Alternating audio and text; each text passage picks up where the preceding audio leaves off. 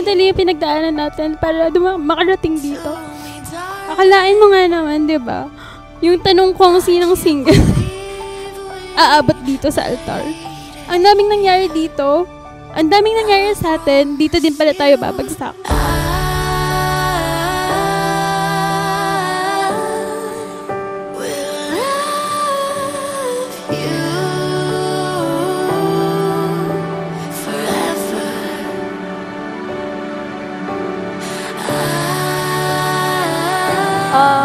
Bap, ayun, thank you sa lahat. Siyempre, we've come a long way. Ang daming pinagdaanan bago makarating dito. And siguro, yun, thank you sa lahat ng ginawa mo para sa akin. And most especially sa family natin. And lalo-lalo na sa baby namin. Ayun.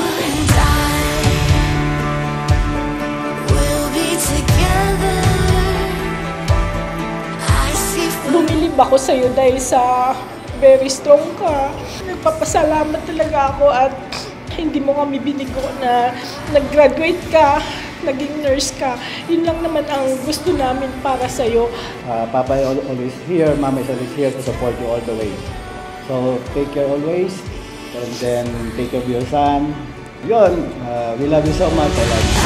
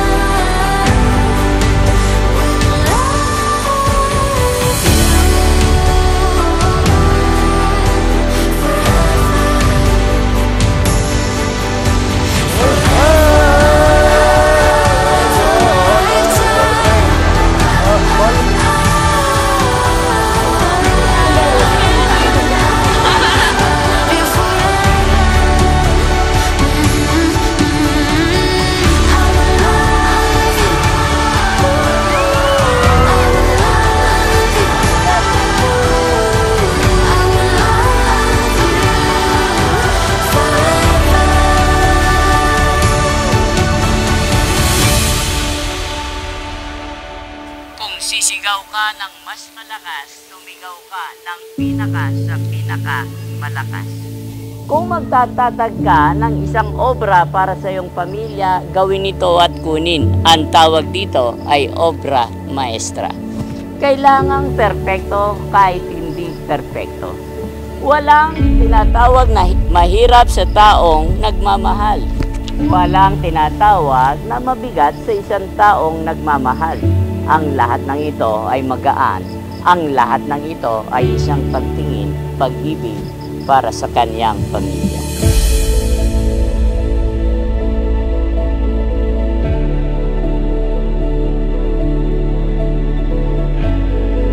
Sa isang pagpapamilya, tingnan nyo, pag kayo tumingin, Mia and Jay, dapat kayong na kung saan ay humawak din.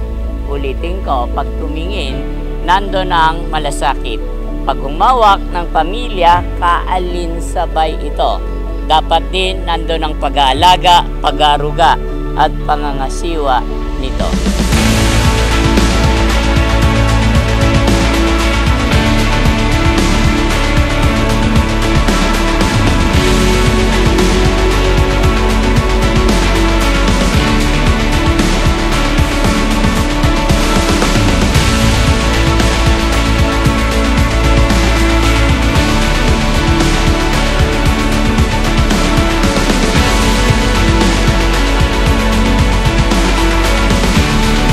We have seen each other grow to be a better person. From being immature ng mga senior high school to being a parent to Tyler that we are now. Wala na ako ibang hihilingin na makasama pa sa buhay na to, and I just wanna let you know na I am so grateful na I get to do this life with you. Kahit na minsan sobrang kulit mo, sobrang pasaway mo, nauubos yung pasensya ko sa'yo. Ganun ka din naman sa akin. Sobrang haba ng pasensya mo kahit sobrang maldita ko, I guess. Yung nagpa-decide sa akin na si Eric na nga siguro talaga. I know, parang super unexpected siya and parang malayo siya sa kung ano yung original plan namin. Sana na before civil wedding lang na intimate, na family lang. Pero ayun, na nandito na tayo ngayon and sana masaya ka din. Alam ko naman masaya siya. Ayun, and yun lang. Congrats sa ating dalawa. Thank you kasi nandiyan ka lagi para sa akin. Tapos binigyan mo ako ng ni Tyler ba? Tapos yun. Sana maging maayos ko hanggang forever ba? And sorry sa mga pagkukulang ko. Babawi naman ako sa'yo in the future. Promise.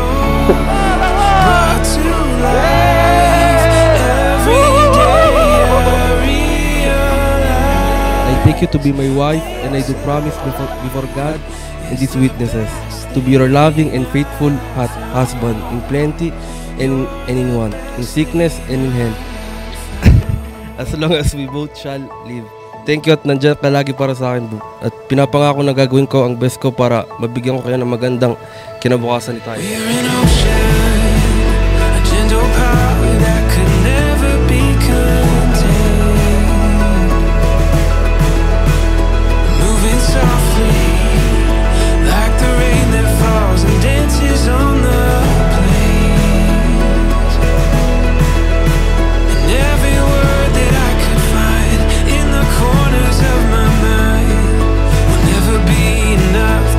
Sobrang thank you kasi hindi mo kami pinabayaan ni Tyler simula umpisa. Alam naman ng lahat dito kung ano yung naging journey nung pagdating ni Tyler dito.